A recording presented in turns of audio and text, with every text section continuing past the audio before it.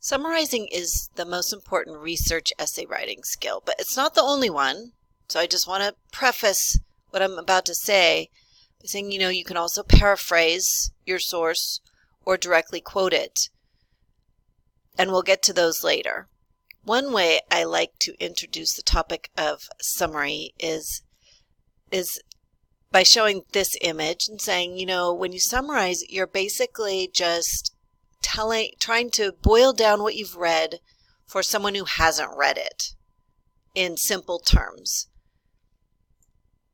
And often we actually do this in real life with movies. We see movies and our friends ask us about them and we say, well, this is what happened, and you boil down a 1.5 hour movie to like a 2-minute summary. If you open my chapter that I've linked above, I do use a movie to exemplify summary, and I use the movie Shrek. So here's what I got. I create two lists, one with the major details of the movie and one with the minor details of the movie.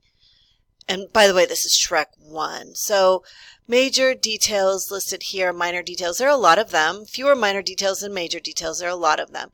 So once you've got the major details of your source listed, you can simply create a paragraph from the list. And it's not going to be smooth. It's going to be a first draft, but then you have a start. You have a really good start. And so that's what I did here. And then step 4 is where I start to combine sentences. So before I had 2 list items. Shrek is an ogre. He lives in a bog. Now I've got 1 sentence. The ogre Shrek lives in a bog, and I do the same thing throughout. So I've smoothed out my paragraphs.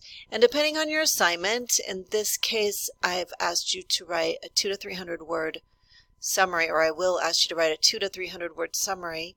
You want to be mindful of the requirements and add to or take away from. Usually that's what it is. You need to shorten your summary from the original draft stage. So you can have a look and get one idea for how to summarize. A second idea, and one that's perhaps more relevant since you're summarizing an article, is to go to your annotations. And this is a model set of annotations that I shared with you earlier. It's from an English 45 class when I required a lot of annotations, way more than I require of you guys. 4 to 5 summarizing annotations in the left-hand margin and 4 to 5 personal response annotations in the right-hand margin. So you can see here this is a 6-page article, and these are her summarizing annotations for page 1 and etc.